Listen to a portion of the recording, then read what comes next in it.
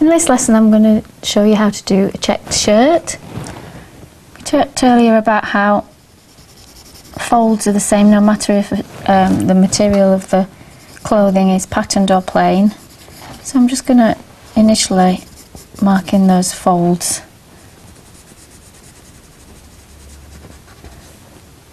And shadows from the stitching and the seam.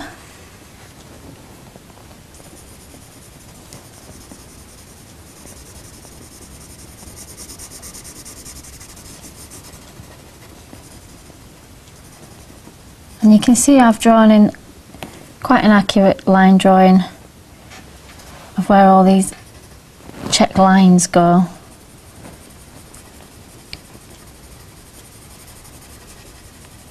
It can get a bit confusing on your page, but as soon as you start putting one of the colours in, it should become clear.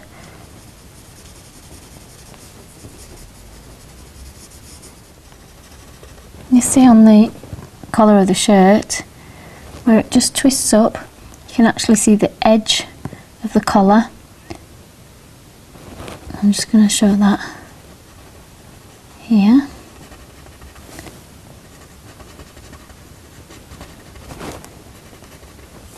So just very, very roughly marking in the areas where the folds, the valleys of the folds are.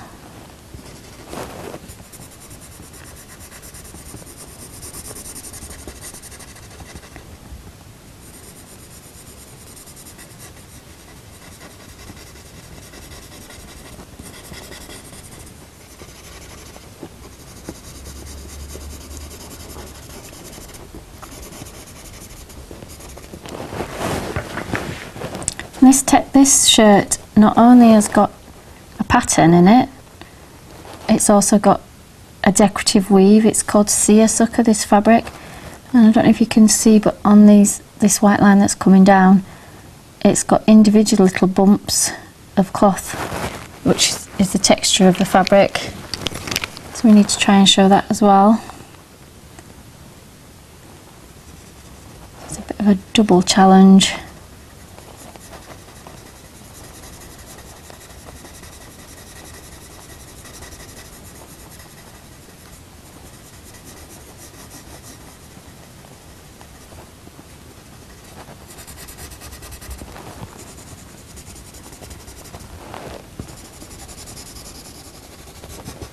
Should be able to see there,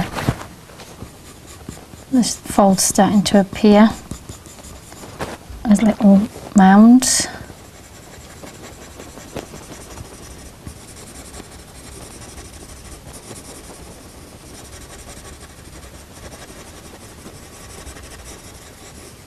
And I'm just going to try and put in some of that texture of the seersucker.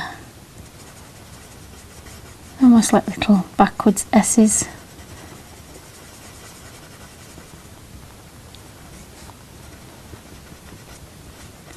And then there's a band without the texture either side.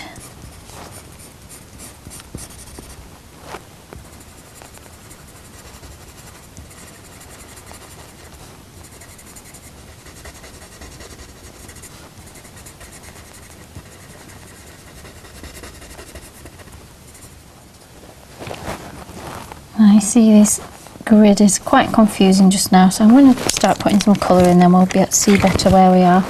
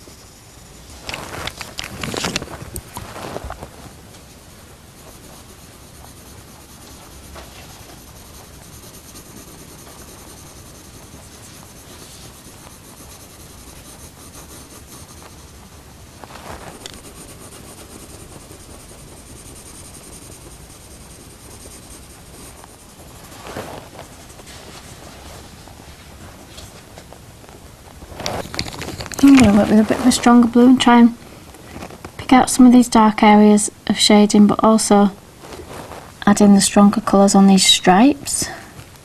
All the time I'm following the direction that the stripes have ended up being bent in as they go down the folds.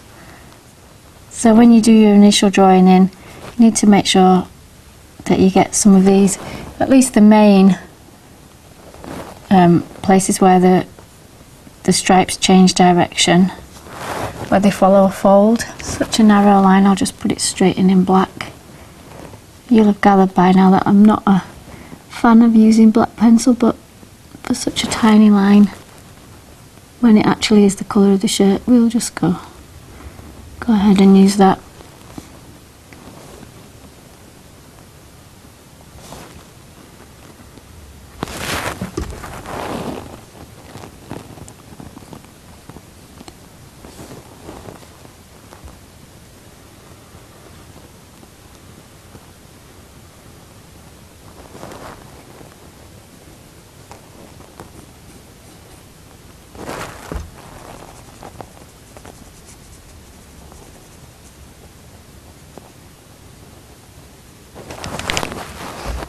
But for shadow I'm a bit keener to not use it.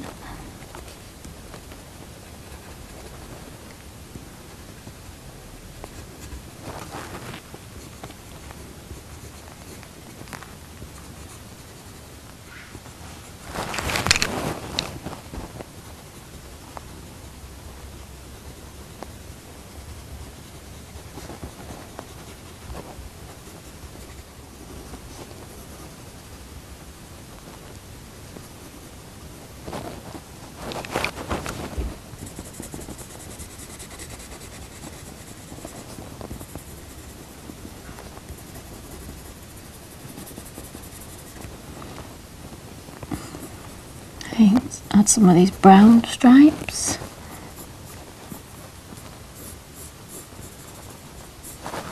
And then I'm going to start the ones that go in the opposite direction.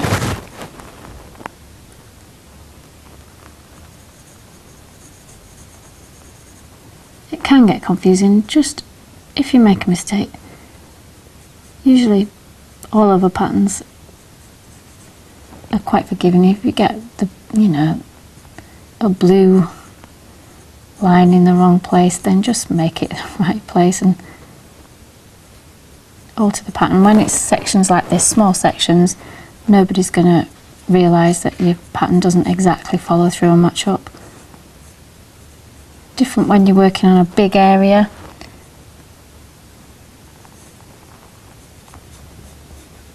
Then you have to be a bit more careful.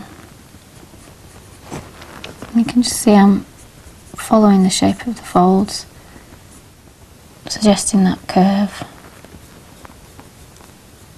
One thing to note, where the line of a check goes over into the valley of a fold, when it comes up the other side, it quite often won't look as though it matches. See, the top of that one and the top of that one are at different places.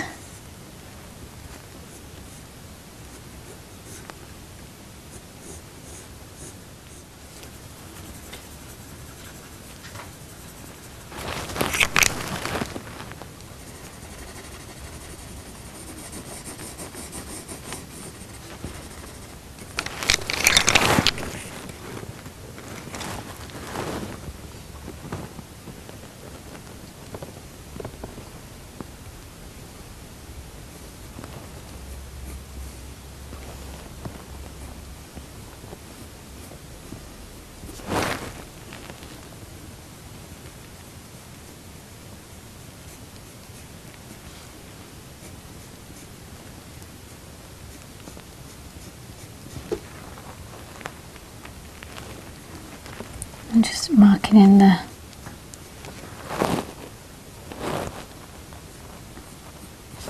perpendicular lines on those little checks. So we've got your vertical one there, and then the ones that go across, and then a bit wider gap between the next lot. It's just really about paying close attention to your source photograph.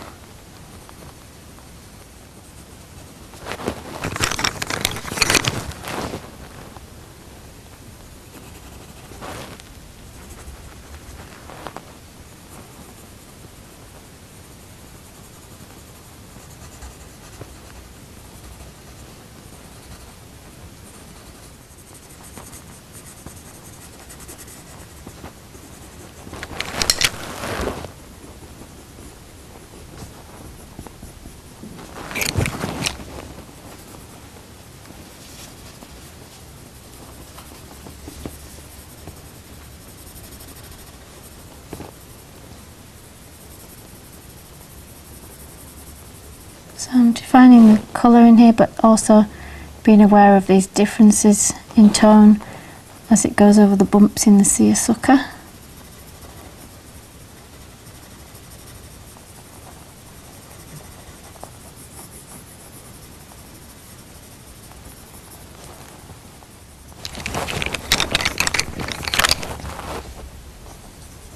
I'm just going to use a little bit of artistic license and lift this colour just slightly. Getting a bit dull and grubby looking with all that, the ochre.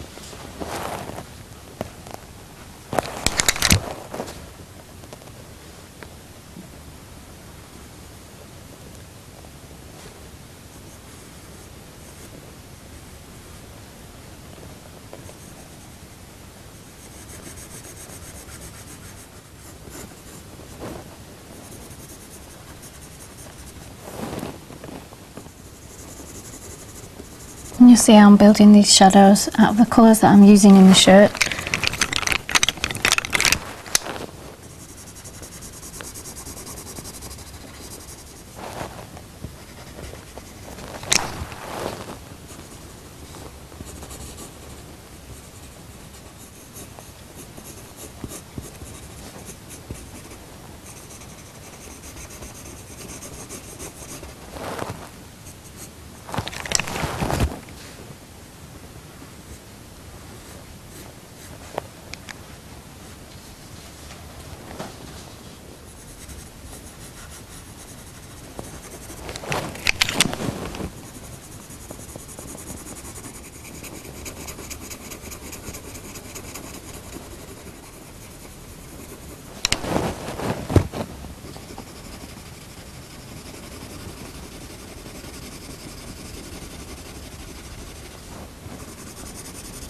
And this area I'm realising now is in quite a bit of shade.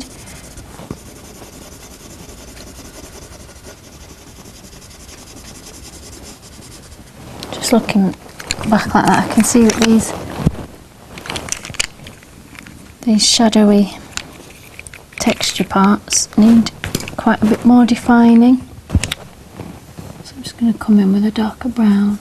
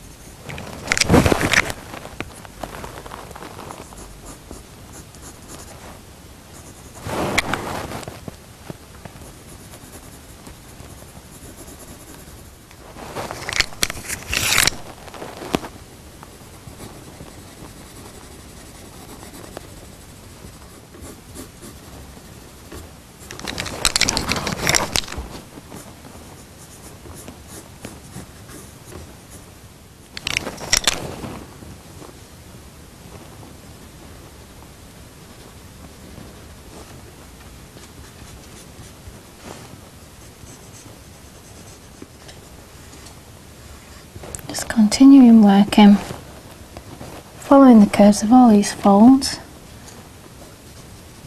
till I'm happy with the pattern. And you don't, it's up to you whether you want to 100% exactly copy a pattern on somebody's clothing or whether you just want to suggest it. It'll depend on how much else you've got going on in the picture, how busy the rest of the picture is, how much emphasis you want put onto what they're wearing. You have to make the decision whether you think it is necessary for it to be 100% accurate.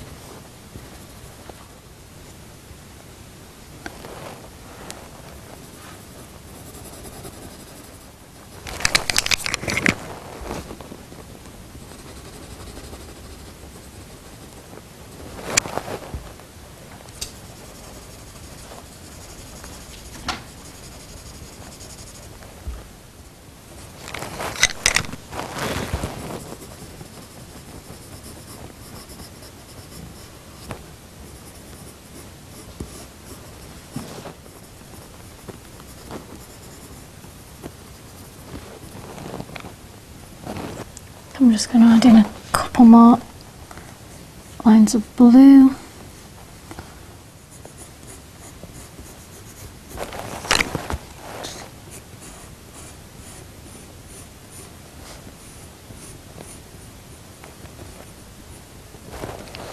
And I think I'm happy with that now.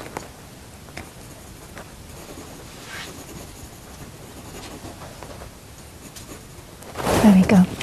A lesson in how to draw checks.